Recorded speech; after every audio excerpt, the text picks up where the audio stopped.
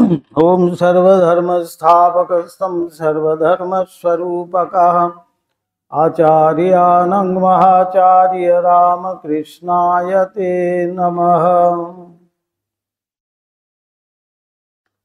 আমরা পড়ছিলাম কত 110 ব্রাহ্মণী ঠাকুরের ভৈরবীর অবতার বলিয়া ধারণা কি রূপে হয় এই জায়গায় এসেছিলাম। ঠাকুর মাতৃভাবে তার কাছে বসে ঠাকুরের সমস্ত অনুভূতির কথা বলছেন, আমরা কতদিন শুনছিলাম। সেটাই ভৈরবী ব্রাহ্মণী সমস্ত শুনে খুব আনন্দিতা এবং ঠাকুরকে আশ্বস্ত করে বলছেন যে এই ভাব চৈতন্যের হতো, এই ভাব শ্রী রাধিকার হতো। উদাসিনী ব্রাহ্মণী সংসারে কাহার নিকট কিছু প্রত্যাশা করিতেন না। প্রাণ যাহা সত্য বলিয়া বুঝিয়াছে তাহা প্রকাশে লোকের নিন্দা বা উপহাস ভাগিনী হইতে হইবে এ আশঙ্কা রাখিতেন না। সুতরাং শ্রী রামকৃষ্ণ দেব সম্বন্ধীয় নিজ মীমাংসা তিনি সকলের সম্মুখে বলিতে কিছুমাত্র কুণ্ঠিতা হয়েন নাই। যেটা সত্য বলে জেনেছেন সেই কথাই তিনি বারবার সবার সামনে বলবেন, সেটাই যেন স্বভাবের মধ্যেই তার ছিল, যে সেখানে রেখে ঢেকে কিছু বলার নেই। শুনিয়াছি এই সময় একদিন ঠাকুর পঞ্চবটী তলে মথুরবাবুর সহিত বসিয়াছিলেন, হৃদয় তাহাদের নিকটে ছিল। কথা প্রসঙ্গে ঠাকুর ব্রাহ্মণী তাহার সম্বন্ধে যে মীমাংসায় উপনীতা হইয়াছেন তাহা মথুরমোহনকে বলিতে লাগিলেন। বলিলেন, সে বলে যে অবতার দিকে যে সকল লক্ষণ থাকে তাহা এই শরীরে আছে। এবার সেই আয়োজন করতে হবে। তাই ঠাকুর মথুরবাবুকেই বলছেন যে এরকম ব্রাহ্মণী বলছিল, সেটা কি করা যায়। তার অনেক শাস্ত্র দেখা আছে, কাছে অনেক পুঁথিও আছে। মথুর শুনিয়া হাসিতে হাসিতে বলিলেন, তিনি যাহাই বলুন না বাবা, অবতার তো আর 10টির অধিক নাই। 10 অবতার যেমন আমরা জানি, তারপরে আর অবতার নেই, সেই কথা বলা হচ্ছে। সুতরাং তাহার কথা সত্য হইবে কেমন করিয়া? তবে আপনার উপর মা কালীর কৃপা হইয়াছে, এ কথা সত্য। মথুর বলছেন। তাহারা ওইরূপে কথোপকথন করিতেছেন। এমন সময় এক সন্ন্যাসিনী তাহাদের অভিমুখে আগমন করিতেছেন দেখিতে পাইলেন এবং মথুর ঠাকুরকে জিজ্ঞাসা করিলেন, উনি কি তিনি? ঠাকুর স্বীকার করিলেন। তাহারা দেখিলেন ব্রাহ্মণী কোথা হইতে এক থালা মিষ্টান্ন সংগ্রহ করিয়া শ্রী বৃন্দাবনে নন্দরানী যশোদা যেভাবে গোপালকে খাওয়াইতেন সপ্রেমে অগ্রসর হইতেন, সেইভাবে তন্ময় হইয়া অন্য মনে তাহাদিগের দিকে চলিয়া আসিতেছেন। যশোদার ভাব। তখন ব্রাহ্মণীও কিন্তু অর্ধবাহ্য দশায়। যশোদার ভাবে তিনি পুত্রবৎ ঠাকুরকে খাওয়াতে আসছেন। নিকটে আসিয়া মথুরবাবুকে দেখিতে পাইয়া তিনি যত্নপূর্বক আপনাকে সংযতা করিলেন এবং ঠাকুরকে খাওয়াইবার নিমিত্ত হৃদয়ের হস্তে মিষ্টান্ন থালাটি প্রদান করিলেন। তখন মথুরবাবুকে দেখাইয়া ঠাকুর তাহাকে বলিলেন, ওগো, তুমি আমাকে যাহা বলো সেই সব কথা আজ ইহাকে বলিতেছিলাম। তিনি বলিলেন, অবতার তো 10টি ছাড়া আর নাই। মথুরের কথা এবার ব্রাহ্মণীকেও বললেন যে মথুর এরকম বলছেন, তুমি তো বলেছিলে। তাই মথুরানাথ ইত্যবসরে সন্ন্যাসিনীকে অভিবাদন করিলেন এবং তিনি সত্যই যে ঐরূপ আপত্তি করিতেছিলেন তৎ বিষয় অঙ্গীকার করিলেন। ব্রাহ্মণী তাহাকে আশীর্বাদ করিয়া উত্তর করিলেন, কেন? শ্রীমৎ ভাগবতে 24টি অবতারের কথা বলিবার পরে ভগবান ব্যাস শ্রীহরির অসংখ্যবার অবতীর্ণ হইবার কথা বলিয়াছেন। তো 24 অবতার, তারপরেও কিন্তু শ্রীহরির আরো অবতার আছে, সেই কথা কিন্তু ভাগবতে আছে। বৈষ্ণব দিগের গ্রন্থেও মহাপ্রভুর পুনরাগমনের কথা স্পষ্ট উল্লিখিত আছে। তদ্ভিন্ন চৈতন্যের সহিত শ্রীরামকৃষ্ণদেবকে দেখাইয়া ইহার শরীর মনে প্রকাশিত লক্ষণ সকলের বিশেষ সৌসাদৃশ্য মিলাইয়া পাওয়া যায়।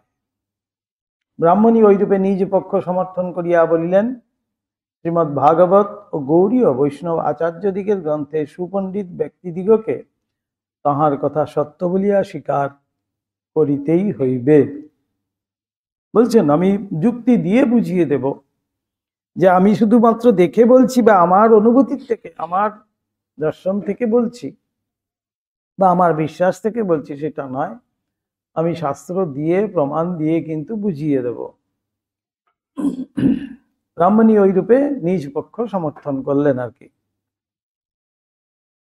এবং বললেনও যারা যদি কেউ সুপণ্ডিত হয় বা বৈষ্ণব আচার্য, তারা নিশ্চয়ই সেই শাস্ত্র প্রমাণ দেখে নিশ্চয়ই সেটা স্বীকারও করবে। ওইরূপ ব্যক্তির নিকটে তিনি নিজ পক্ষ সমর্থন করিতে সম্মতা আছেন। যে সেরকম যদি কোনো পণ্ডিত ব্যক্তি আসে, তার সামনে কিন্তু আমি এই শাস্ত্রাদি দিয়ে প্রমাণ করতে সম্মতা। এটাও ভৈরবী ব্রাহ্মণী সেইটি বুঝিয়ে দিলেন। ব্রাহ্মণীর ওই কথার কোনো উত্তর দিতে না পারিয়া মথুরমোহন নীরব রহিলেন। এই পণ্ডিত সভা করতে হবে, এটাই হলো গিয়ে তার যেন ইঙ্গিত। এবার আসছে সেই পণ্ডিত সভা। হ্যাঁ, ঠাকুরের সম্বন্ধে ব্রাহ্মণীর অপূর্ব ধারণাক্রমে কালীবাটির সকলেই জানিতে পারিল, এবং উহা লইয়া একটা বিষম আন্দোলন উপস্থিত হইল। কানাঘুষো সবাই শুনতে পাচ্ছে যে ভৈরবী ব্রাহ্মণী একে ভগবান বলছেন, অবতার বলছেন, এইসব। এতদিন সবাই জানতো যে সাধক, সাধক প্রধান।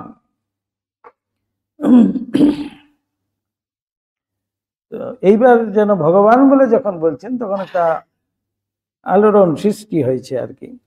উহার ফলাফল আমরা অন্যত্র বিস্তারিত ভাবে লিপিবদ্ধ করিয়াছি। ভৈরবী ব্রাহ্মণী ওই রূপে ঠাকুরকে সকলের সমক্ষে সহসা দেবতার সম্মান প্রদান করিলেও তাহার মনে কিছুমাত্র বিকার উপস্থিত হয় নাই। ঠাকুর কিন্তু নির্বিকার। তার সামনেই তাকে বলা হচ্ছে, তোমার মধ্যে সমস্ত সেই সব লক্ষণ রয়েছে, এবং সেটা যে শুধুমাত্র আমারই বিশ্বাস তা নয়, আমি শাস্ত্রীয় প্রমাণ দিয়ে বুঝিয়ে দিতে পারি। সেই সব পুঁথি আমার কাছে আছে, সেই সব শাস্ত্র আমার কাছে আছে। ভৈরবী ব্রাহ্মণী যখন বলেছেন, তাও কিন্তু ঠাকুরের মনে এতটুকু যেন অহংকার বা বিকার কিছুই হয়নি। বাচ্চাদের যেমন, বাচ্চাদের সামনেও যদি বলি যে সে খুব ভালো ছেলে, সে তার খেলাই কিন্তু মস্ত থাকে, সেই সব বোঝেও না, জানেও না, তার কোনো বিকারও হয় না। শিশু সুলভ সরলতার জন্যই সেই প্রকাশ। কিন্তু উক্ত সিদ্ধান্ত স্মরণ করিয়া শাস্ত্রজ্ঞ পুরুষ সকলে কিরূপ মতামত প্রদান করেন তাহা জানিতে উৎসুক হইয়া তিনি বালকের ন্যায় মথুরমোহনকে ওই বিষয়ের বন্দোবস্ত করিতে অনুরোধ করিয়াছিলেন। যে অন্যান্য পণ্ডিতরা, শাস্ত্রজ্ঞ যারা আছে, তারা সেই যুক্তি বা সেই শাস্ত্র প্রমাণ দেখে তাদের কি মতামত হয় সেইটি জানার ঔৎসুক্যতা কিন্তু ঠাকুর দেখাচ্ছেন। সেই জন্য মথুরকে তিনি কিন্তু অনুরোধ করছেন যে একটা বন্দোবস্ত করো, সেই শাস্ত্র প্রমাণ এরকম পণ্ডিতদের তুমি আহ্বান করো ইত্যাদি করে মথুরকে কিন্তু উৎসাহ দিচ্ছেন এবং মথুরকে অনুরোধ করছেন। ওই অনুরোধের ফলেই বৈষ্ণবচরণ প্রমুখ পণ্ডিত সকলের দক্ষিণেশ্বর কালীবাটিতে আগমন হইয়াছিল। বৈষ্ণবচরণ খুব নাম করা তখনকার সময় পণ্ডিত। তাহাদিগের নিকটে ব্রাহ্মণী কিরূপে নিজ পক্ষ সমর্থন করিয়াছিলেন তাহা অন্যত্র বলিয়াছি। সেই নাট মন্দিরে পণ্ডিতদের সভা হলো, ঠাকুরও সেখানে উপস্থিত।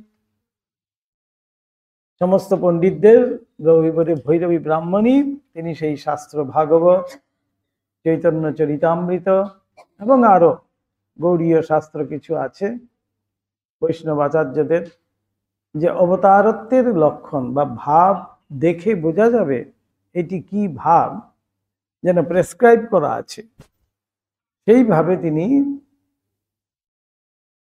বের করে সমস্ত কোট করে আর কি তিনি সমস্ত বিশ্লেষণ করলেন ভৈরবী।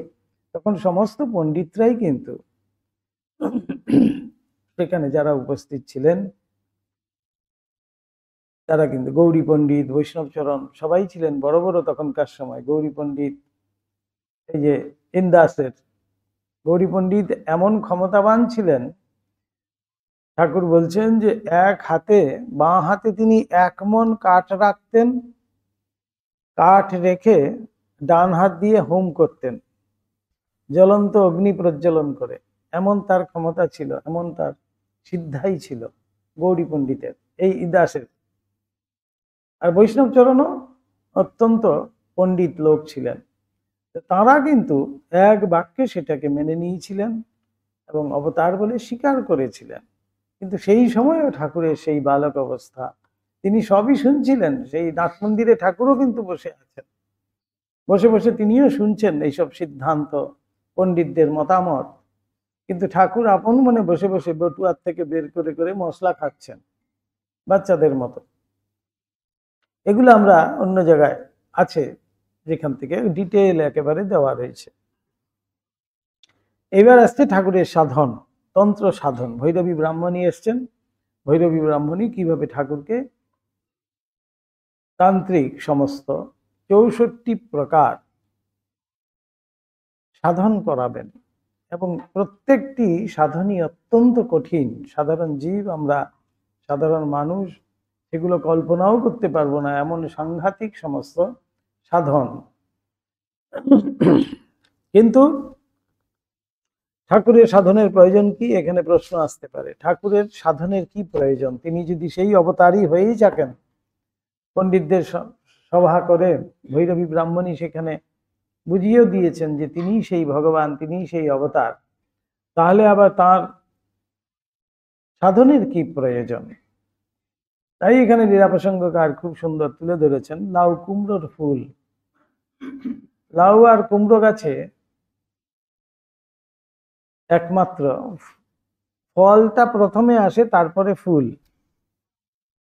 কিন্তু অন্যান্য সব গাছে আমরা জানি প্রথমে ফুল, সেই ফুল পুষ্ট হলে পরে ফলে পরিণত হয়, সেখান থেকেই ফলের সৃষ্টি। কিন্তু একমাত্র লাউ আর কুমড়ো গাছে ফল, যারা দেখেছেন সেই ফুল দেখবেন প্রথমেই ফলটা আসে, তারপরে তার পেছনে কিন্তু ফুলটা থাকে। তাই অবতার পুরুষ মানেই হলো গিয়ে আগে সিদ্ধি তারপরে সাধন। তারা সাধন করে সিদ্ধ হবেন তা কিন্তু নয়। সেই জন্যই অবতার পুরুষদের, তারা যেহেতু তিনিও সেই ভগবান, শাস্ত্র প্রমাণ দিয়ে বুঝিয়ে দেওয়া হলো, পণ্ডিত সমাজ তারা পর্যন্ত মেনে নিলেন, একেবারে যুক্তিযুক্ত, তবু আবার ঠাকুরকে সেই সাধন করাচ্ছেন কেন?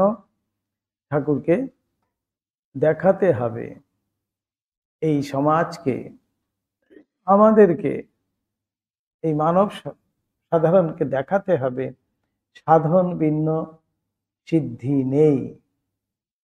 সাধনের বিশেষ প্রয়োজন রয়েছে সিদ্ধি লাভের জন্য, অর্থাৎ সিদ্ধি মানেই হলো সেই ভগবান লাভ।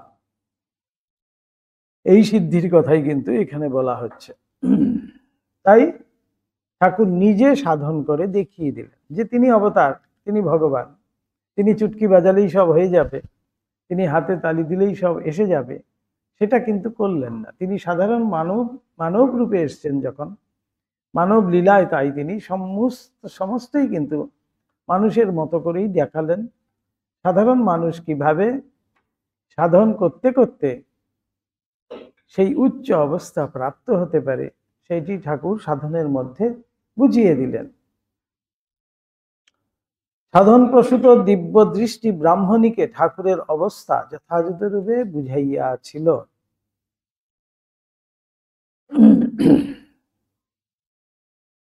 ব্রাহ্মণী তিনি তো আর কম লোক নন কেউ, তিনি সাধন করে তার সেই দিব্য অনুভূতি ছিল, তার দিব্য জ্ঞান তার মধ্যে ছিল, সেই জন্যই ঠাকুরের এই অবস্থা তিনি বুঝতে পেরেছিলেন।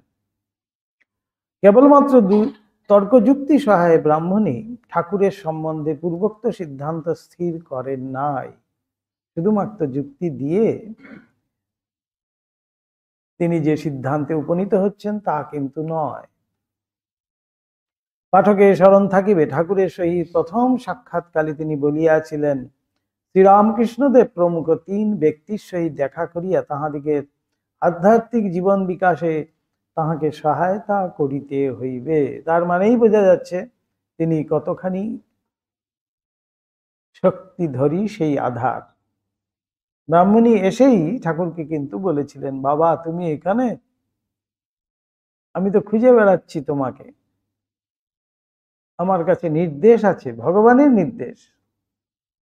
তিনি নির্দেশ প্রাপ্তা একেবারে, ভগবানের নির্দেশ আছে, আরো 2 জনের সাথেও দেখা হয়ে গেছে, এইবার তোমার সাথেও দেখা করতে হবে, সেখানে তোমার সাধনে আমি কিছু সহায়তা করব বলে।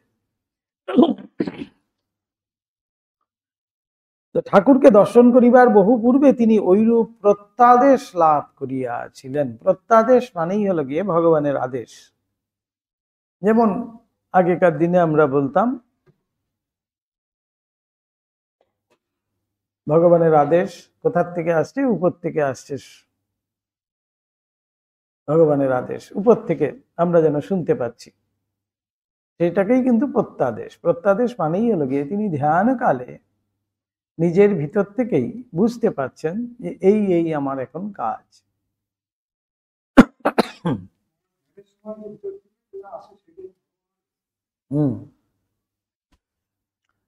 মনই গুরু হয়ে যায়, ঠাকুর বলছেন তো।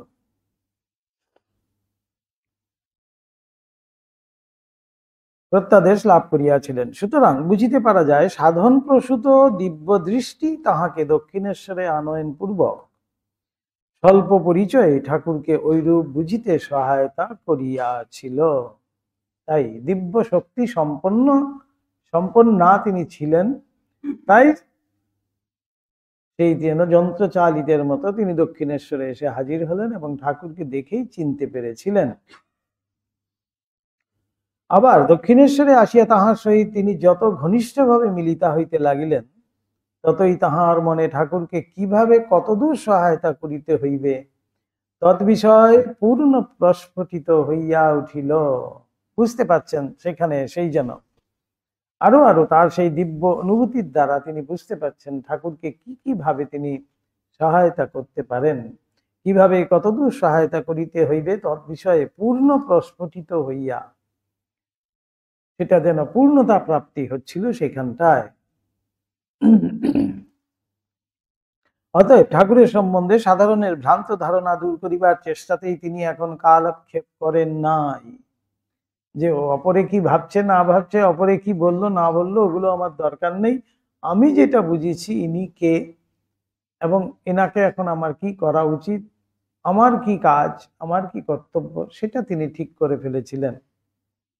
বলছেন ওইভাবে আমি আর সময় নষ্ট করছিলাম না, যে আরো আরো গিয়ে কলকাতার কোনো বড় বড় জায়গায় গিয়ে আবার সেই পণ্ডিত সমাজ ডাকবেন, সেই পণ্ডিত সমাজে গিয়ে ঠাকুরকে সেইভাবে অবতার বলে ডিক্লেয়ার করবেন ইত্যাদি, সেগুলোতে তিনি আর কিন্তু জানেনি। এই একটি মাত্র করেছিলেন দক্ষিণেশ্বরেই। কিন্তু শাস্ত্র পথ অবলম্বনে সাধন সকলের অনুষ্ঠান পূর্বক শ্রী শ্রী জগদম্বার পূর্ণ প্রসন্নতার অধিকারী হইয়া ঠাকুর যাহাতে দিব্য ভাবে সুপ্রতিষ্ঠিত হয়েন তদ বিষয়ে যত্নবতী হইয়াছিলেন। অর্থাৎ নিজের কর্তব্য তিনি ঠিক করে ফেলেছিলেন যে এবার আমার ঠাকুরকে কি করতে হবে, তাকে কিভাবে সহায়তা করতে হবে, সেটা ঠিক করে তিনি তার কাজে লেগে পড়েছিলেন। যে সাধন এবার আমার শুরু করে দিতে হবে, সময় নষ্ট না করে। গুরু পরম্পরাগত শাস্ত্র নির্দিষ্ট সাধন পদ অবলম্বন না করিয়া কেবলমাত্র অনুরাগ সহায়ে ঈশ্বর দর্শনে অগ্রসর হইয়াছেন বলিয়াই ঠাকুর নিজ উচ্চ অবস্থা সম্বন্ধে ধারণা করিতে পারিতেছেন না। প্রবীণা সাধিকা ব্রাহ্মণীর এ কথা বুঝিতে বিলম্ব হয় নাই। নিজ অপূর্ব প্রত্যক্ষ সকলকে মস্তিষ্ক বিকৃতির ফল বলিয়া এবং শারীরিক বিকারসমূহ ব্যাধির জন্য উপস্থিত হইতেছে বলিয়া যে সন্দেহ ঠাকুরকে মধ্যে মধ্যে মুহ্যমান করিতেছিল, তাহার হস্ত হইতে নির্মুক্ত করিবার জন্য ব্রাহ্মণী এখন তাহাকে তন্ত্রোক্ত সাধন মার্গ অবলম্বনে উৎসাহিত করিয়াছিলেন। এইখানে খুব ভারী সুন্দর একটি কথা আসছে, আমাদের মনে প্রশ্ন যে ঠাকুর কি কিছুই জানতেন না?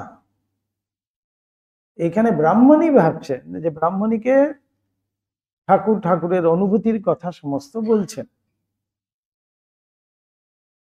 তার সামনে বসে যে দেখো আমার এরকম এরকম হয়েছে, মায়ের কথা চিন্তা করতে করতে তাহলে কি আমি পাগল হয়ে গেলাম, ইত্যাদি ইত্যাদি করে ব্রাহ্মণীকে এমন আগ্রহ ভাবে জিজ্ঞেস করছেন, ব্রাহ্মণী তাকে আশ্বস্ত করছেন। এটা আমরা দেখতে পাচ্ছি, আগেও দেখলাম। এখানে সত্যিই কি ঠাকুর জানতেন না? তাই এখানে ব্রাহ্মণী যেন ব্রাহ্মণীর জায়গায় আসছে। ব্রাহ্মণী বলছেন যে হ্যাঁ, এই যে তার সমস্ত অনুভূতি, এগুলো যে শুধুমাত্র মাথার ভুল নয়, ভ্রমবশত তিনি এগুলো ভাবছেন, বা বালক স্বভাব মন থেকে তিনি এইসব ভাবছেন, সেটা যে নয়, সেটি প্রমাণ করার জন্যই, সেটি দেখানোর জন্যই যেন এবার তাকে একটু সাধন করিয়ে দেখিয়ে দিতে হবে যে এগুলো সত্যি সত্যি তোমার যা হচ্ছে খুবই ঠিক। এইভাবে ব্রাহ্মণীর দৃষ্টি দিয়ে সেটা ভাবছেন। কিন্তু আমাদের দৃষ্টি দিয়ে যখন আমরা ঠাকুরকে দেখছি, তখন কিন্তু দেখছি যে না, তিনি তো পূর্ণ ব্রহ্ম নারায়ণ হয়েই আছেন, হয়েই তো জন্মেছেন। তার সাধনেরও প্রয়োজন নেই, তার অনুভূতিরও প্রয়োজন নেই, তার কোনো প্রত্যক্ষ কিছু আর প্রয়োজনই নেই। যিনি নিত্য মায়ের সাথে কথা বলছেন, তার জীবনে আবার মস্তিষ্কের বিকৃতি কি?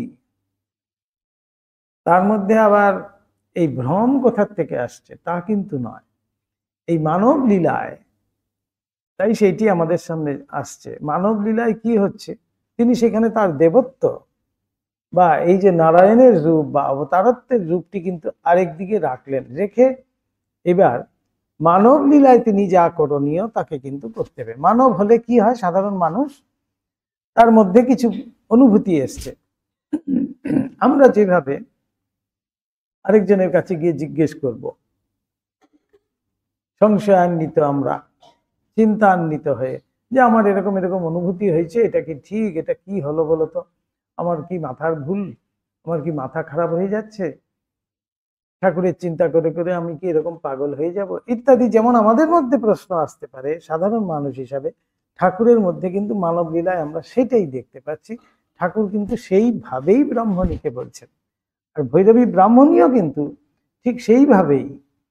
মানব লীলা তো তাই সবাইকে দেখাতে হবে, ভৈরবী ব্রাহ্মণীও কিন্তু তাই ঠাকুরের মধ্যে সেই সাধন করিয়ে দেখিয়ে দিতে চাইছেন সর্বসমক্ষে যে সমস্তই শাস্ত্র সম্মত তার জীবনের এইসব অনুভূতি।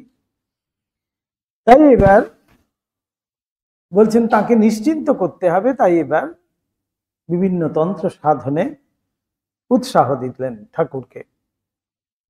কারণ সাধক যেরূপ ক্রিয়ার অনুষ্ঠানে যেরূপ ফল প্রাপ্ত হইবেন, তন্ত্রে তদ্বিষয় লিপিবদ্ধ দেখিতে পাইয়া এবং অনুষ্ঠান সহায়ে স্বয়ং ঐরূপ ফলসমূহ লাভ করিয়া তাহার মনে এ কথার দৃঢ় প্রতীতি হইবে যে সাধনা সহায়ে মানব অন্তরাজ্যের উচ্চ উচ্চতর ভূমিসমূহে যত আরোহণ করিতে থাকে, ততই তাহার অনন্য সাধারণ শারীরিক ও মানসিক অবস্থা সমূহের উপলব্ধি হয়।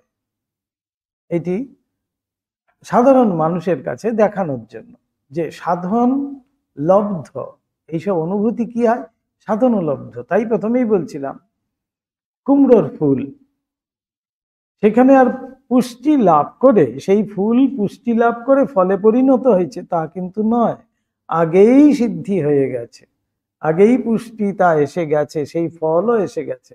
ঠাকুরের মধ্যে সমস্ত প্রত্যক্ষ অনুভূতি বা দর্শনাদি সবই কিন্তু হয়ে গেছে, শুধু সাধারণ মানুষকে দেখানোর জন্য যে তন্ত্রে যেমন আছে যে এই মন্ত্র যদি 1,00,000 বার কেউ জপ করে তার এই দর্শন হবে, সেইটি এবার কি করতে হবে, তিনি সেই দর্শন আগেই হয়তো পেয়ে গেছেন, কিন্তু তবুও মানুষকে দেখাতে হবে, তাই তিনি সেই লক্ষ্যবার বসে জপ করছেন। যেমন তোতাপুরীর ক্ষেত্রে আমরা ঠাকুরকে দেখব, তোতাপুরী স্বয়ং নিজে বলছেন, যেই অবস্থা প্রাপ্ত হতে আমার 40 বছর সময় লেগেছে, সেই অবস্থা দেখছি মাত্র 3 দিনে সেই প্রাপ্ত হয়েছে। এখান থেকে আরো বেশি প্রমাণিত। কিন্তু ঠাকুর সেইভাবে গিয়ে কিন্তু তার কাছে বেদান্ত শিক্ষা করছেন, সন্ন্যাস গ্রহণ করেছেন, যেন খুব অসহায়, আমার কিছু জানি না, আমি কিছু জানি না, আমাকে কিছু শিক্ষা দাও।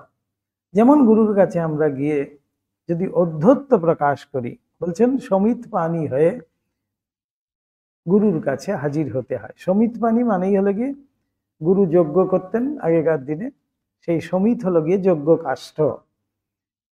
সেই শিষ্য যখন গুরুর কাছে যাবে, হাতে কিছু যজ্ঞের জন্য সেই কাঠ নিয়ে যাবে, অর্থাৎ অনুগত ভাবে শ্রদ্ধার সঙ্গে গুরুর সামনে হাজির হবে, শ্রদ্ধাবনত অবস্থায় গুরুর সামনে হাজির হয়ে গুরুর কাছে শিক্ষা লাভের জন্য প্রার্থনা জানাবে।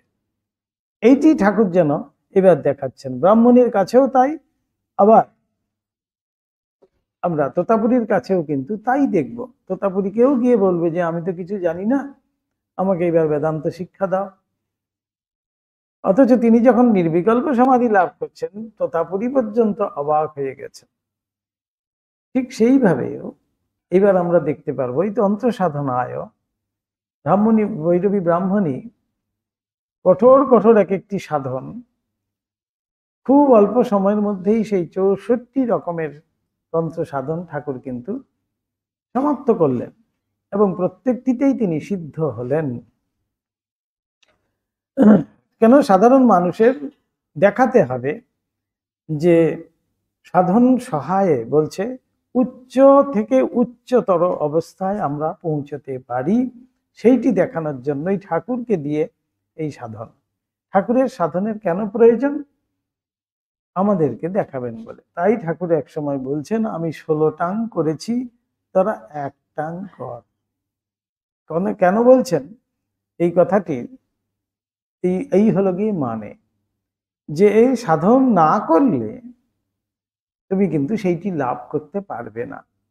আমার কথা ছেড়ে দাও, আমি সাধারণভাবেই বলছি, আমিও সাধন করেছি, তাই আমি এত পেয়েছি। তোমরাও যদি সাধন করো, তোমরাও পাবে।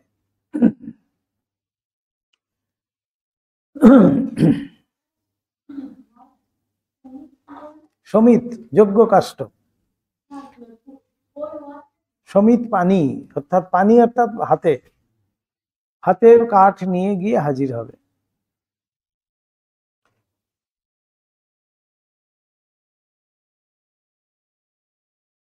ফলে ইহা দাঁড়াইবে যে ঠাকুরের জীবনে ভবিষ্যতে যেরূপ অসাধারণ প্রত্যক্ষ সকল উপস্থিত হোক না কেন, কিছুমাত্র বিচলিত না হইয়া তিনি ওই সকলকে সত্য ও অবশ্যম্ভাবী জানিয়া নিশ্চিন্ত মনে গন্তব্য পথে অগ্রসর হইতে পারিবেন। ভৈরবী ব্রাহ্মণীর দৃষ্টির থেকে তিনি সেই জন্য সাধন করাচ্ছেন ঠাকুরকে। ব্রাহ্মণী জানিতেন শাস্ত্র ওই জন্য সাধককে গুরু বাক্য ও শাস্ত্র বাক্যের সহিত নিজ জীবনের অনুভব সকলকে মিলাইয়া অনুরূপ হইল কিনা দেখিতে বলিয়াছেন, যে তোমার এই এই অবস্থা হয় কিনা। গুরু যেমন বলে দিচ্ছেন যে জপ করতে করতে এরকম হয় তো, তার মানে মিলাচ্ছেন, এইটা এটার সাথে এরকম হচ্ছে তো, এরকম এরকম ভাবছে তো, এরকম এরকম হচ্ছে তো, তখনই মানবে ঠিকঠাক আছে। এইভাবে গুরু কিন্তু শিষ্যকে সেই তার গন্তব্যে নিয়ে যায়। প্রশ্ন উঠিতে পারে, ঠাকুরকে অবতার পুরুষ বলিয়া বুঝিয়া ব্রাহ্মণী কোন যুক্তি বলে, সেই প্রশ্নটা এসে গেছে এখানে, কোন যুক্তি বলে আবার তাহাকে সাধন করাইতে উদ্যত হইলেন। অবতার পুরুষ জেনেও তাকে আবার কেন বলছেন তাহলে সাধন করতে হবে? একটু আগেই যে কথাটা হচ্ছিল এখানে এটা এসে গেছে। ঐশ মহিমা সম্পন্ন অবতার পুরুষকে সর্বতভাবে পূর্ণ বলিয়া স্বীকার করিতে হয়। অবতার পুরুষ মানেই হলো গিয়ে পূর্ণ ব্রহ্ম নারায়ণ, তাদের মধ্যে কোনো অপূর্ণতা নেই। যার মধ্যে অপূর্ণতা আছে সেই কিন্তু সাধন করবে। তাহলে অবতার পুরুষ তো তিনি পূর্ণ হয়েই আছেন, তার মধ্যে তো কোনো অপূর্ণতা নেই। তাহলে সাধনের কেন প্রয়োজন? এইটাই প্রশ্ন। সুতরাং তাহার সম্বন্ধে সাধনাদি চেষ্টার অনাবশ্যকতা সর্বদা প্রতীয়মান হইয়া থাকে। উত্তরে বলা যাইতে পারে, ঠাকুরের সম্বন্ধে ওই প্রকার মহিমা বা ঐশ্বর্য জ্ঞান ব্রাহ্মণীর মনে সর্বদা সমুদিত থাকিলে তাহার মানসিক ভাব বোধ হয় ঐরূপ হইত, কিন্তু তাহা হয় নাই। আমরা বলিয়াছি, প্রথম দর্শন হইতে ব্রাহ্মণী অপত্য নির্বিশেষে ঠাকুরকে ভালোবাসিয়াছিলেন এবং ঐশ্বর্য জ্ঞান ভুলাইয়া প্রিয়তমের কল্যাণ চেষ্টায় নিযুক্ত করাইতে ভালোবাসার ন্যায় দ্বিতীয় পদার্থ সংসারে নাই। তিনি মায়ের মতো পুত্র স্নেহে ঠাকুরের সর্বত কল্যাণ চিন্তা করছেন। তাই ঠাকুরকে এই চিন্তার থেকে মুক্ত করার জন্যই ঠাকুরকে দিয়ে সাধন করাচ্ছেন ব্রাহ্মণীর দৃষ্টিভঙ্গির থেকে। অতএব বোঝা যায়, অকৃত্রিম ভালোবাসার প্রেরণাতেই তিনি ঠাকুরকে সাধনায় প্রবৃত্ত করাইয়াছিলেন। ঠাকুরকে এতই ভালোবেসেছিলেন তিনি, অপত্য স্নেহ তার মধ্যে কাজ করেছিল। মাতৃভাবে তিনি তার সন্তানের কল্যাণ কামনায়, এই সন্তানকে নিশ্চিন্ত করবেন বলে তিনি যেন সেই সাধনায় প্রবৃত্ত করিয়েছিলেন ঠাকুরকে। বলা হচ্ছে, দেব মানব অবতার পুরুষ সকলের জীবন আলোচনায় আমরা সর্বত্র এই রূপ দেখিতে পাই তাহাদিগের সহিত ঘনিষ্ঠভাবে সম্বন্ধ ব্যক্তি সকল তাহাদিগের অলৌকিক ঐশ্বর্য জ্ঞানে সময়ে সময়ে স্তম্ভিত হইলেও পরক্ষণে উহা ভুলিয়া যাইতেছেন এবং প্রেমে মুগ্ধ হইয়া তাহাদিগকে অন্য সাধারণের ন্যায় অপূর্ণ জ্ঞানে তাহাদের কল্যাণ চেষ্টায় নিযুক্ত হইতেছেন। যেমন মা যশোদা ক্ষণে ক্ষণে দিনের মধ্যে কয়েকবার হয়তো দেখছেন শ্রীকৃষ্ণের ঐশ্বর্য জ্ঞান, ঐশিক জ্ঞান, ঐশ্বরিক জ্ঞান কতবার দেখছে। হাঁ করতে বলেছে, কি মাটি খেয়েছিস দেখি তো, হাঁ করেছে, দেখাচ্ছে সমস্ত বিশ্ব ব্রহ্মাণ্ড দর্শন হচ্ছে সেই মুখ গর্ভরে। সেখানে দেখছেন যে যশোদা গোপালের কান ধরে বসে আছে, সেইটিও দেখা যাচ্ছে। সেইটি দেখে মা যশোদা কিন্তু মূর্ছিতা হয়ে গেলেন। তো শ্রীকৃষ্ণ দেখলেন যে এ তো তাহলে আমার মানব লীলা চলবে না, তিনি আবার মাকে স্পর্শ করলেন। তখন আবার মা উঠে বসে সেই অপত্য স্নেহ আবার গোপালকে কোলে নিয়ে আঁচল দিয়ে দিয়ে ভালো করে মুখটা পরিষ্কার করছে, কত মাটি খেয়েছিস দেখি দেখি বলে, সব কিন্তু ভুলে গেলেন। এটি কিন্তু ভগবানেরই কৃপা। এই বিশ্বরূপ দেখাচ্ছেন, আবার কিন্তু সমস্ত ভুলিয়ে দিচ্ছেন। সেই বিশ্বরূপ দেখানোর পরেও অর্জুনের কত চিন্তা শ্রীকৃষ্ণকে নিয়ে, অথচ অর্জুন কি জানেন না তিনি কে? সবাই তো জানেন, বিশ্বও জানেন। তাই তো ভীষ্ম কাঁদছিলেন সরসজ্জায় শুয়ে শুয়ে, যে আমি কিছুই বুঝতে পারলাম না তোমার মায়া। যেই পাণ্ডবদের সাথে সাথে তুমি ফিরছ, তাদেরও দুঃখের শেষ নাই, তাদেরও এমন দুর্গতি। তোমার যে কি মায়া আমি কিছুই বুঝতে পারলাম না, সেই জন্য আমি কাঁদছি। আর তারা ভাবছেন যে এমন পরম জ্ঞানী ভীষ্ম, তিনি সরসজ্জায় মৃত্যু ভয়ে হয়তো কাঁদছেন। পাণ্ডব ভাবছিল, শ্রীকৃষ্ণকে গিয়ে জিজ্ঞেস করেছিলেন যে পিতামহ ভীষ্ম এইভাবে কাঁদছেন মৃত্যু ভয়ে, তিনি তো অষ্টবসুর একজন, পরম জ্ঞানী তিনি কাঁদছেন। বলছেন শ্রীকৃষ্ণ তখন বলছেন, না, পিতামহকেই জিজ্ঞেস করো। তখন পিতামহ হাত জোর করে, বহু কষ্টে হাত জোর করে বলছেন যে আমি শ্রীকৃষ্ণের লীলা কিছুই বুঝতে পারলাম না।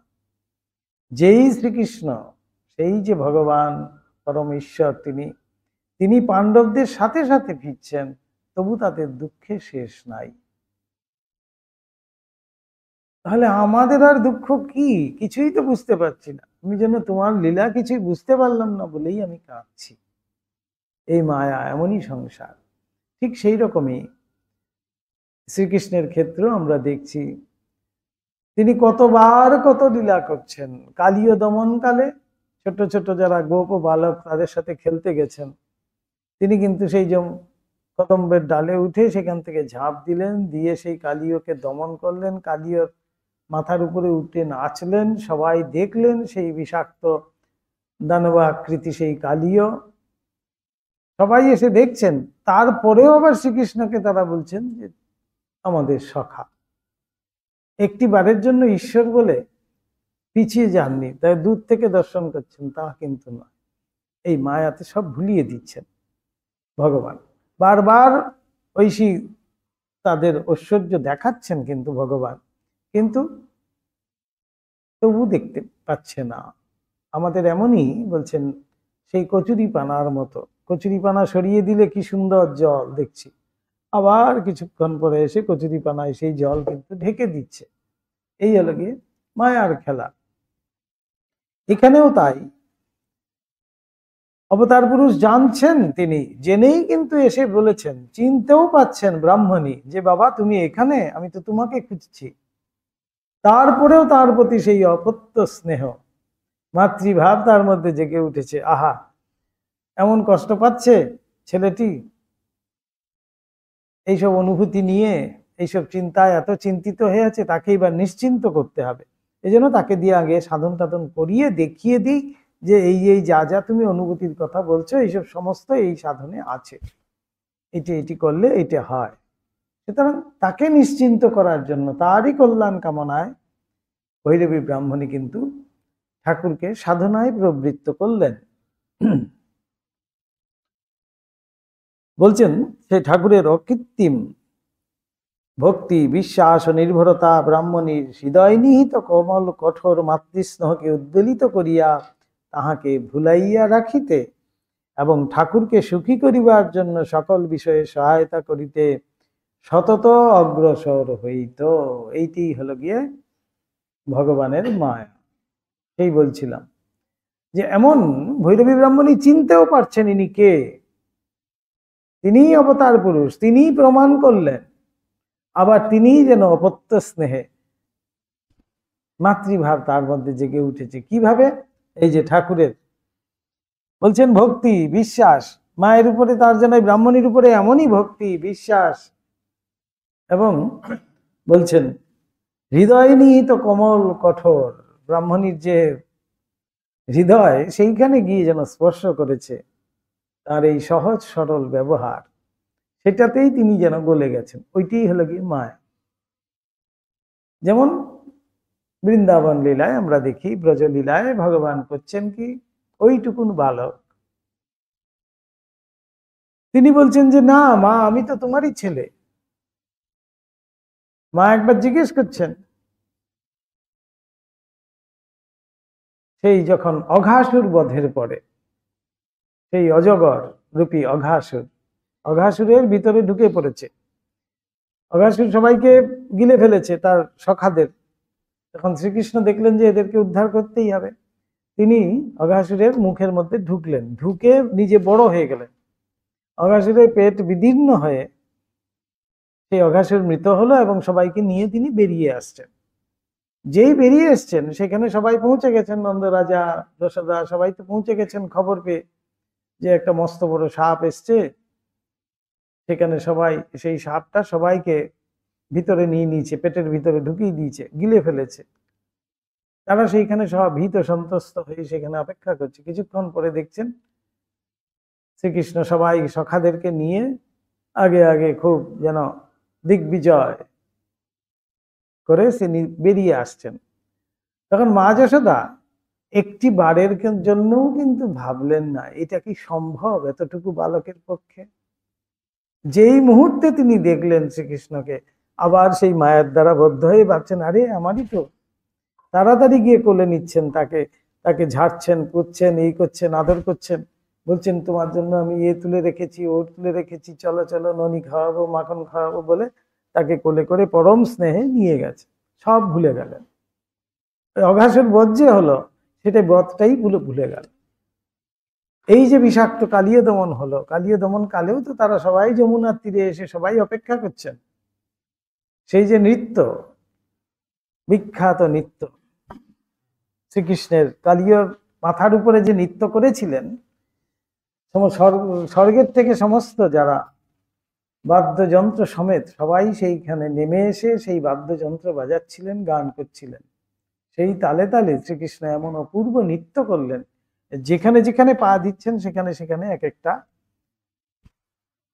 পদচিহ্ন হয়ে যাচ্ছে। সেই কালীয় সেই পদাঘাতে তিনি যেন ঘায়েল হয়ে একেবারে মুমূর্ষু হয়ে গেছেন।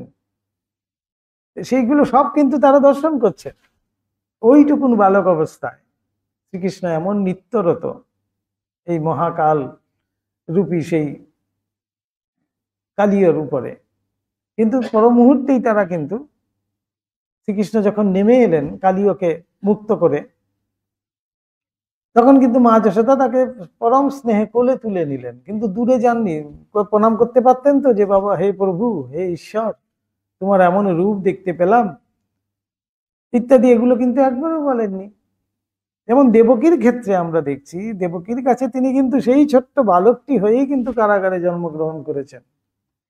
করার পরেই দেবকী যখনই চিৎকার করছে আর কি, বাচ্চা শিশু তো জন্ম হওয়ার সাথে সাথে চিৎকার করছে, তখনই দেবকী পরম ভীত হয়ে বলছে, আহা, এত সুন্দর শিশু, তুমি কান্নাটা একটু কমাও, এখনই প্রহরীরা সব জেগে উঠবে। প্রহরীরা জেগে উঠে এক্ষুনি কংসের কাছে খবর যাবে, কংস এসে আবার আগের মতো সেই 6 জনকে যেভাবে মেরেছে তোমাকেও সেইভাবে মারবে, তুমি একটু তোমার কান্নাটা কমাও। তখন সেই শিশু চতুর্ভুজ ধারণ করলেন, সেই কারাগৃহেই কিন্তু চতুর্ভুজ ধারণ করে মাকে সান্ত্বনা দিয়ে দেবকীকে বলছেন যে তোমরা চিন্তা করার দরকার নেই, দেখো আমি কে, আমাকে কেউ মারতে পারে না, সুতরাং তোমার চিন্তা করার কিছু নেই, তুমি নিশ্চিন্ত থাকো, তোমাদেরকে উদ্ধার করার জন্যই আমি কিন্তু এইবার এসছি। কিন্তু পরক্ষণেই সেই দেবকী কি বলছেন, তোমার এই এমন ঔজ্জ্বল্য তোমার রূপ, তুমি সংযত করো, এই কারাগারের বাইরে এই রূপ যদি, এই আলো যদি বাইরে বেরিয়ে যায়, এমন আলো বিচ্ছুরিত হচ্ছে, অন্ধ অন্ধ কারাগৃহ, তো সেই কারাগৃহ থেকে যদি আলো বিচ্ছুরিত হয়ে যায়, তাহলে সমস্ত প্রহরীরা এখনই উঠে আসবে। তখন শ্রীকৃষ্ণ চতুর্ভুজ নারায়ণ আর কি, তিনি মুচকি হেসে আবার যেন সেই ছোট্ট বালকটি হয়ে গেলেন। তখনই আকাশবাণী হলো যে বসুদেবকে বলছেন, তুমি শিশুকে কোলে নাও, নিয়ে আমি যেমনটি বলছি তেমনটি শোনো।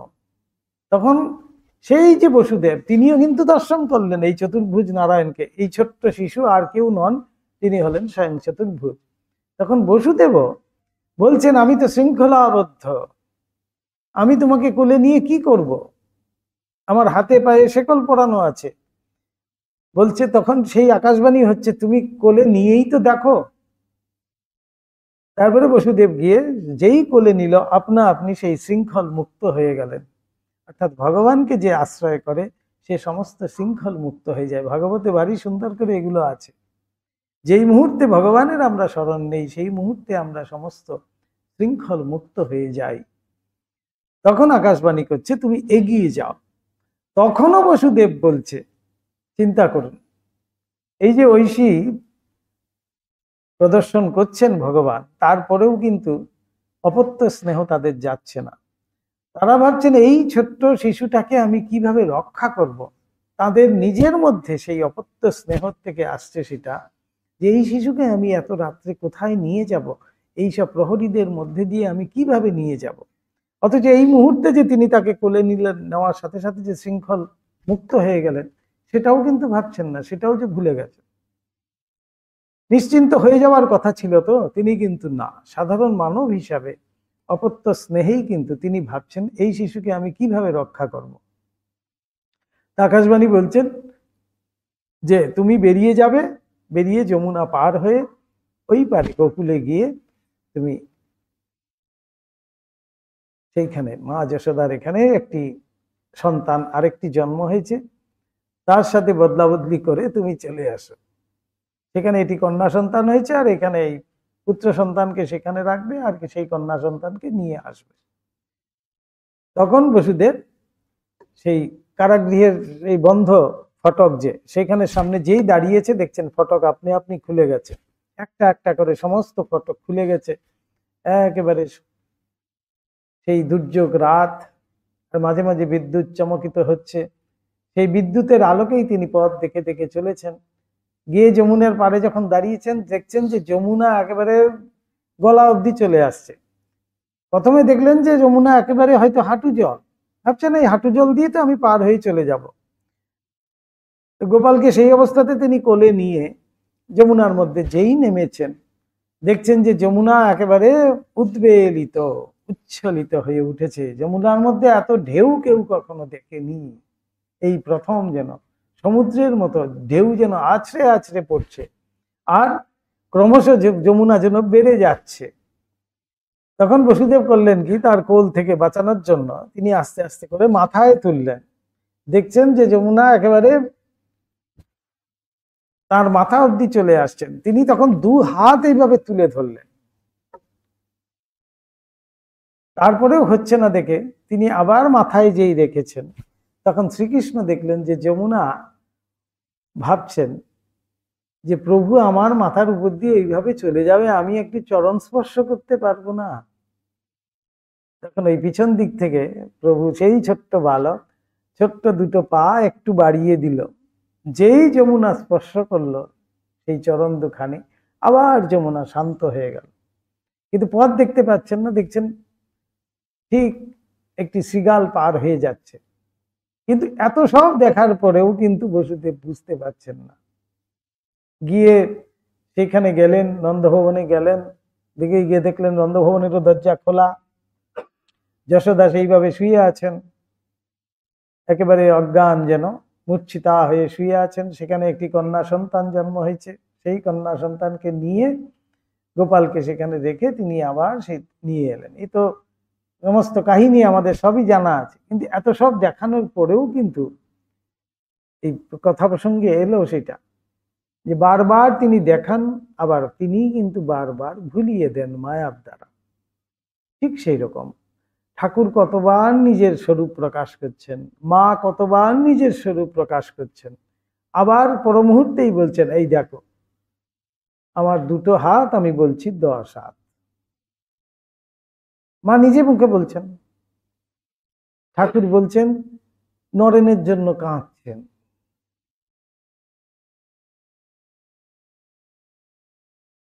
কি ধরনের এগুলো? এগুলো ঠিক মানবলীলায় আমরা যদি চিন্তা করতে যাই, এই মানবলীলাকে আমাদের মধ্যে এত সুন্দরভাবে পরিবেশন করছেন ভগবান, এটাই যেন আমাদের কাছে যেন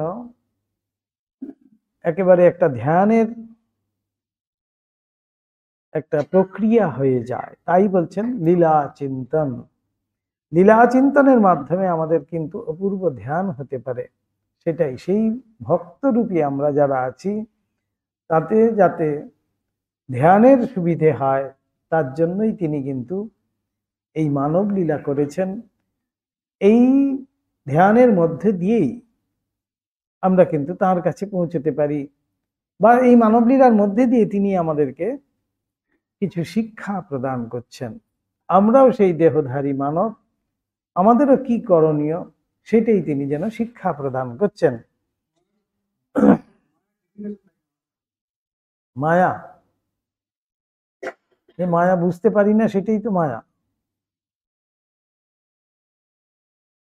যেটা বোঝা যায় না সেটাই হলো মায়া। সোজা কথায় ভ্রম। আমাদের বেদান্তে যেমন বলা হচ্ছে রজ্জুতে সর্পের ভ্রম। একটা দড়ি পাকানো এখানে পড়ে আছে, আমি কিন্তু দূর থেকে ভাবছি সেটা সর্প অর্থাৎ সাপ। আমি ভয়ে সেখানে যাচ্ছি না। একজন গিয়ে সেই দড়িটা আমাকে দেখিয়ে দিল, ধরে নেড়ে চেড়ে দেখিয়ে দিল যে দেখো তুমি যেটা ভাবছিলে সেটা কিন্তু নয়, এটা হলো গিয়ে একটা দড়ি, তুমি ভাবছিলে সাপ। যে দেখিয়ে দিল তিনি হলেন গিয়ে গুরু। আমাদের ভ্রম দূর করে দেন, সংশয় সমস্ত ছিন্ন করে দেন, তিনি হলেন গিয়ে গুরু। তাই এই মায়া হলো গিয়ে আমাদের যে ভ্রম যেটা উৎপন্ন হচ্ছে, আমি শরীর, এটাই তো মায়া। কিন্তু আমি তো শরীর নই, আমি অমুক চন্দ্র অমুক, এটা যখন ভাবছি সেটাই মায়া।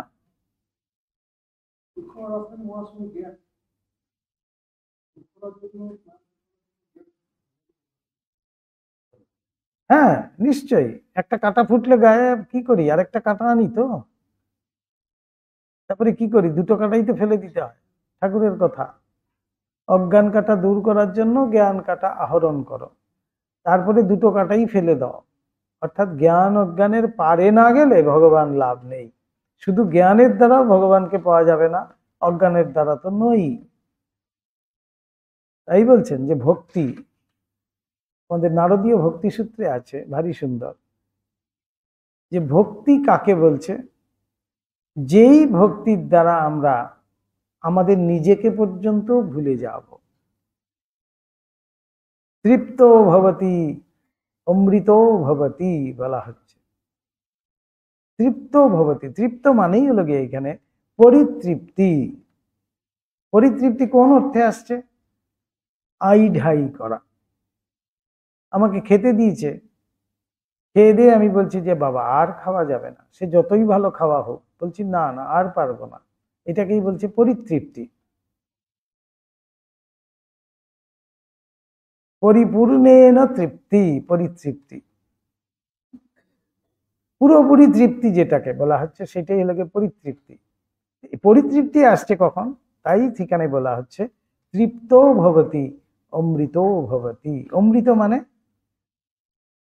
মুক্ত, অমৃত মানেই যার কোনো ক্ষয় নেই, যার কোনো শেষ নেই, তাকেই বলা হচ্ছে অমৃত। অমৃত মানেই সেই অমৃত রস নয় কিন্তু, যে কলসি করে নিয়ে এসে আমাকেও মোহিনী রূপে ভগবান আমাকেও এক ফোঁটা দেবেন, সেই অমৃতের কথা কিন্তু এখানে বলা হয়নি। সেটা তো আমাদের পুরাণের কাহিনী রূপে আমরা জানি যে সাগর মন্থন হয়েছিল, সেই অমৃতের কলস উঠে এসেছিল, দেবতারা অসুররা সবাই এসে দাঁড়িয়ে পড়েছিল, অসুরদেরকে দেবে না বলেছিল, অসুররা ছদ্মবেশে এসে রাহু আর কেতু খেয়ে নিয়েছিল, তারপরে তাদেরকে কেটে দেওয়া হলো, কেটে দিয়েছে তবুও তাদের হাফ যেন তারা এখনো জীবিত।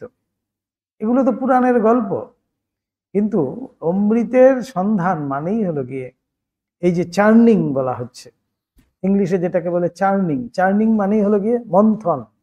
মন্থন দণ্ড দিয়ে মন্থন করা হয়, যে আমাদের মাখন মন্থন করে, যেমন দুধ রাখা হলো, তাতে দই পাতা হলো, দইকে তারপরে কাটা দিতে হয়, কাটা মেরে উপরে মাখনটা ভেসে আসবে, সেই মাখনটাকে নিলেই তারপরে সেখান থেকে ঘি বানান কি কি বানান, সেইভাবে মাখনটাই হলো গিয়ে তার যেন সার বস্তু বলা হচ্ছে।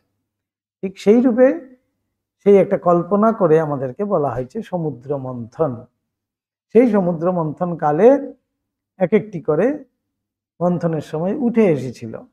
সেই মন্থনের দণ্ড হলো গিয়ে মৈনাক পর্বত।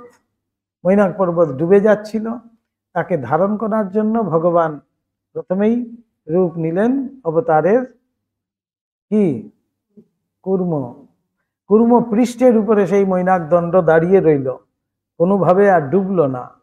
এই জন্যই কুর্ম পৃষ্ঠ হলো গিয়ে সাধনার জন্য উৎকৃষ্ট স্থান। সেই আসন আমাদের সবসময় এই জন্য কুর্ম পৃষ্ঠাকৃতি করতে হয়, যে কোনো আসনই কিন্তু কুর্ম পৃষ্ঠাকৃতি করতে হয়, তাতে সিদ্ধি হয় খুব তাড়াতাড়ি। তাই আসনের কথা বলা হয় কুর্ম পৃষ্ঠ। সেখানে দাঁড়ালো এবং সেই মন্থনের যে দড়ি সেটি হলো গিয়ে বাসুকী সর্প, সেই সর্পের থেকে বিষ নির্গত হলো কালকূট, সেই কালকূট ধারণ করে শিব হলেন গিয়ে নীলকণ্ঠ।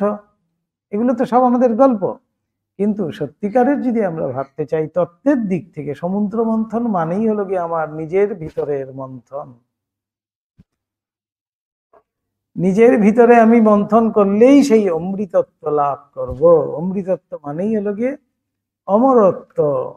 অমরত্ব মানে আমি যে আমি, তার কোনোদিন জন্ম নাই মৃত্যু নাই, আমি অমর হয়ে যাব, সেই আমির কথা বলা হয়েছে। এই রক্ত মাংসের আমির কিন্তু বলা হয়নি। এটাই হলো গিয়ে সেই অমৃতত্বের কথা। তো এইটাই মায়া বলতে সেগুলো এলো। অতএব অলৌকিক ভাবাবেশ ও শক্তি প্রকাশ দর্শনের সময়ে সময়ে স্তম্ভিতা হইলেও, যেই প্রসঙ্গে আমরা বলছিলাম, তিনি স্তম্ভিতা হয়ে যাচ্ছেন। অলৌকিক অনেক দর্শন করেছেন ঠাকুরের, স্তম্ভিতা হলেও তিনি কিন্তু অপত্য স্নেহেই বলছেন। তাহার প্রতি ঠাকুরের অকৃত্রিম ভক্তি, বিশ্বাস ও নির্ভরতা ব্রাহ্মণীর হৃদয় নিহিত কমল কঠোর মাতৃস্নেহকে উদ্বেলিত করিয়া তাহাকে ভুলাইয়া রাখিতে এবং ঠাকুরকে সুখী করিবার জন্য সকল বিষয়ে সহায়তা করিতে সতত অগ্রসর করিত। তার কি সে ভালো হবে? মা যশোদা যেমন সারাক্ষণ গোপালের চিন্তা করছেন, গোপাল কিভাবে ভালো থাকবে, সেইভাবেই গোপাল সাধন হয়ে গেল। কেন শ্রীকৃষ্ণ সেটা করছেন? গোপালরূপী শ্রীকৃষ্ণ কেন তিনি সেটা করছেন? মা যশোদাকে দিয়ে সাধন করাচ্ছেন। তাই বলছেন আমাদের সেবা যদি শিখতে হয়, আমাদের সেবার গুরুকে মা যশোদা। কিভাবে ঠাকুরকে সেবা করতে হয় সেটি মা যশোদার কাছে শিখতে হবে। সারা দিন সেই গোপাল চিন্তায় তিনি মগ্ন। আমরা হয়তো দেখছি তিনি তার ছেলের চিন্তায় মগ্ন, কিন্তু না, ওই ছেলের আরোপ করে, ভগবানের উপর ছেলের আরোপ করে তিনি কিন্তু সেই গোপাল সাধন করছেন। যেমন আমরা এই যুগে দেখতে পাই গোপালের মাকে।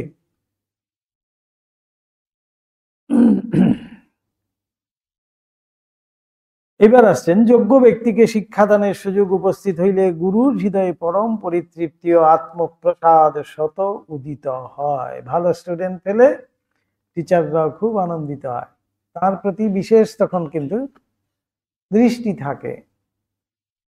যে কেউ বুঝলো কি না বুঝলো সেটা ঠিক নয়, কিন্তু ওই ছেলেটিকে সে জিজ্ঞেস করবেই, ওই যে ছাত্র তাকে কিন্তু জিজ্ঞেস করবেই টিচার বা প্রফেসর, বুঝেছিস, কিছু অসুবিধা নেই তো, কিছু জিজ্ঞেস করবি, ইত্যাদি করে জিজ্ঞেস করে। কেন? তার প্রতি একটা আলাদা স্নেহ রয়েছে, তাকে সে যেন খুব বড় করতে চাইছে। সেটাই বলছেন যে নিজেরও তখন মনে হয় যে আমার যে এই যে বিদ্যা আমি আরেকজনকে দিতে পেরেছি, সেটা যেন একটা বিশাল আনন্দের।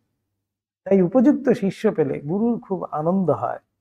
সুতরাং ঠাকুরের ন্যায় উত্তম অধিকারীকে শিক্ষাদানের অবসর পাইয়া ব্রাহ্মণীর হৃদয় আনন্দে পূর্ণ হইয়াছিল। মা যেমন বলছেন, কেউ কেউ দীক্ষা নিয়ে যায় একেবারে শরীর জ্বলে যায়, আবার কেউ কেউ দীক্ষা নিয়ে যায় প্রাণটা বেশ শান্ত হয়, শীতল হয়। তার মানে উপযুক্ত অধিকারী। তাহার উপর ঠাকুরের প্রতি তাহার অকৃত্রিম বাৎসল্য ভাব। অতএব এক্ষেত্রে ব্রাহ্মণী তাহার আজীবন সাধ্যায় তপস্যার ফল স্বল্পকালের মধ্যে তাহাকে অনুভব করাইবার জন্য সচেষ্ট হইবেন, ইহা বিচিত্র নহে। ভালো গুরু পেলে কি হয়? তবলার গুরুরা কি হয়, গানের গুরুরা কি বলে? বলছে, আরে আমি উজাড় করে দেব, তুমি শেখো না, আমার কাছে যা আছে সব শিখিয়ে দেব তোমাকে। এত প্রীত হয়ে গেছে, এত আনন্দিত হয়ে গেছে এমন একটা শিষ্যকে পেয়ে। ব্রাহ্মণীর কাছে এত রকমের তার উপলব্ধি আছে, এত দিনের সাধন লব্ধ তার মধ্যে, এত সব ক্রিয়া কৌশল সব জানা আছে। তিনি এবার ভাবছেন যে একে আমি খুব ভালো করে সমস্ত শিখিয়ে দেব। এটার মধ্যে তো বিচিত্রতা কিছু নেই, এই স্নেহের থেকে, অপত্য স্নেহের থেকেই কিন্তু সেটা আসছে। ছেলের মতো বাৎসল্য মানেই হলো কি বৎস ভাব, বৎসর থেকে বাৎসল্য। বৎস মানেই নিজের ছেলে।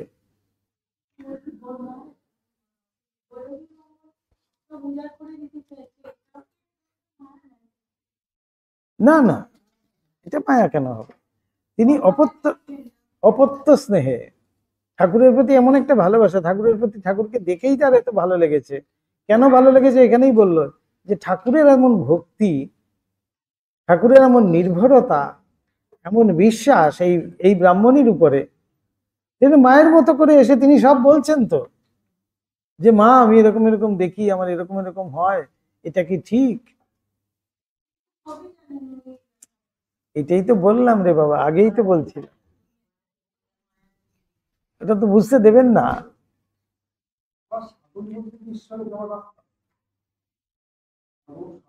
হ্যাঁ, সাধ্য সাধন, সাধ্য হলো যেখানে পৌঁছতে পারবো সেটাই হলো সাধ্য। আর সাধন মানে যেই পৌঁছানোর যে রাস্তা সেটাকেই বলছে সাধন। ओम निरंजनम नित्यम अनंतरूपम भक्तानुकंपाधितविग्रहं वैशावतारं परमेशमिड्यं तं रामकृष्णं शिरसा नमामः।